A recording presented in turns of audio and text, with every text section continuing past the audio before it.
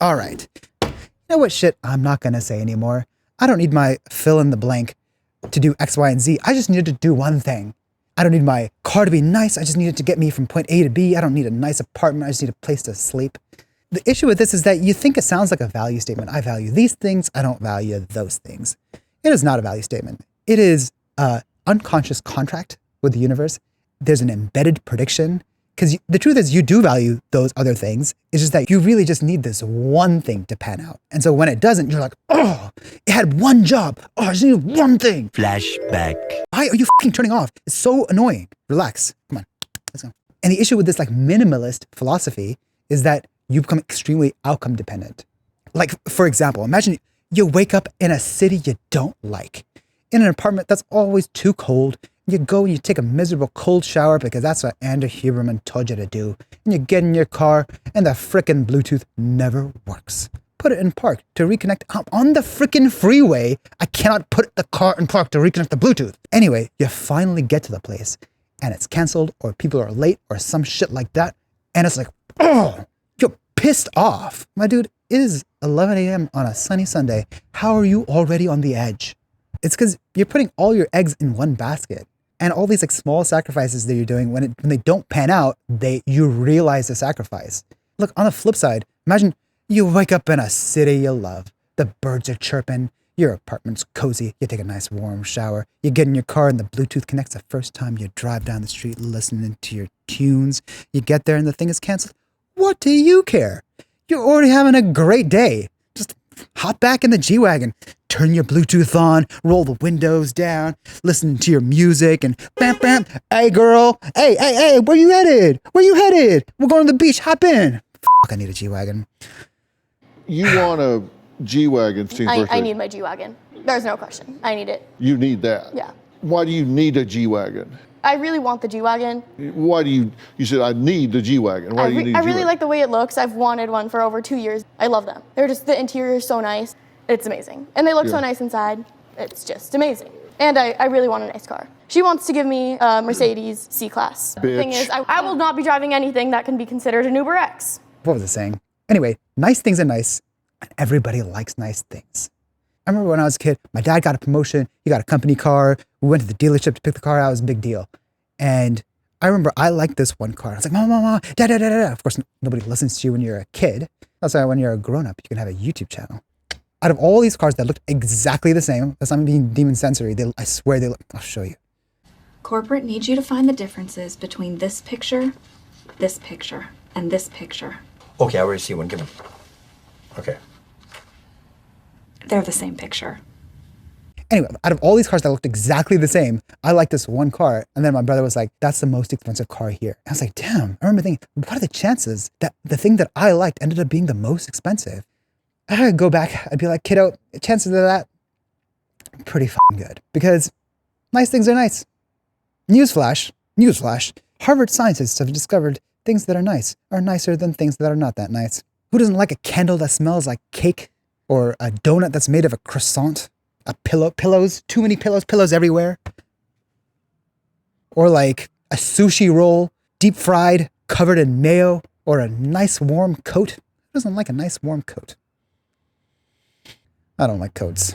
I don't like having to carry around a coat around my arm like a waiter with a napkin, or having to pay $5 for coat check and then having to tip the guy on the way back. So I tip him. It's like, I already paid for coat check. Or it's like, man, I can't deal with all this. I'm leaving my coat at home. I got a perfectly fine closet at home where my coat stays all year. You guys are babies. It's not that cold. I haven't worn a coat since I was 5 years old. I got my t-shirt, my backpack, and I'm just fine. You chilly little bitches gonna sit and whine. And while I'm at it, I don't need a candle that makes me hungry all the time. Thank you very much.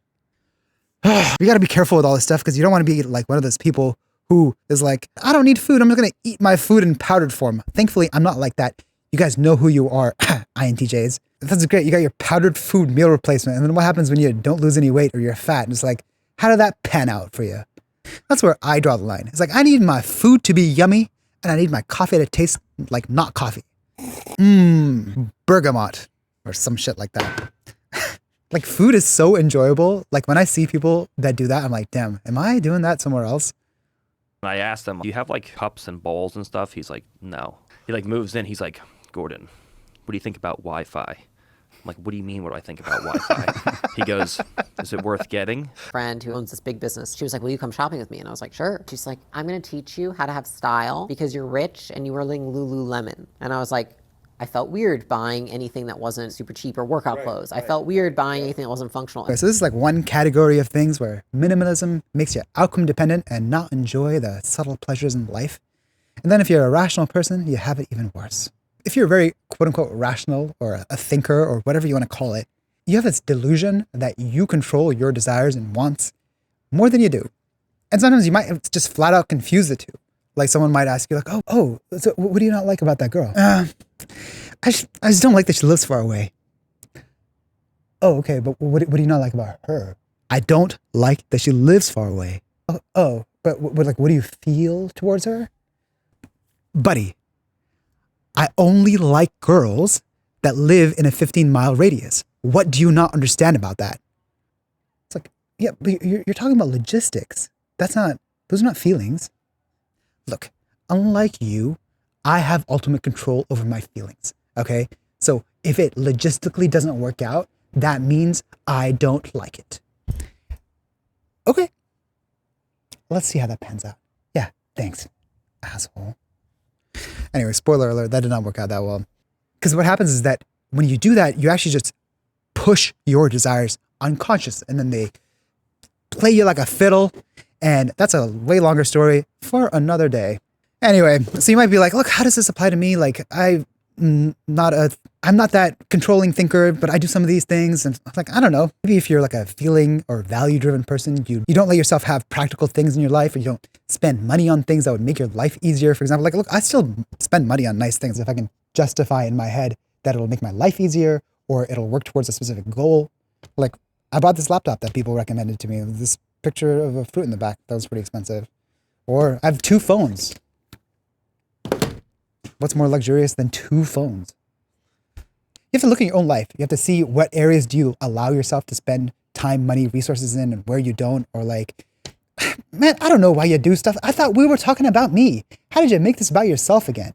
So freaking selfish. Anyway, in conclusion, buy nice things. Just spend tons of money. Take a loan against your 401k. Get a G-Wagon. I bought this hat because I liked it because I'm a really big New York Knicks fan. And the end. I'm just going to spend money on superficial sensory things. And I think you should too. Anyway, subscribe to my newsletter if you want to hear more shit that I say. It's different. This was actually meant to be a newsletter, but I was like, I think it would have been better as a newsletter in retrospect. But what are you going to do? What are you going to do? What are you going to do? What are you going to do? And as always, just say no to genocide. How long is this? 42 minutes. Fuck me.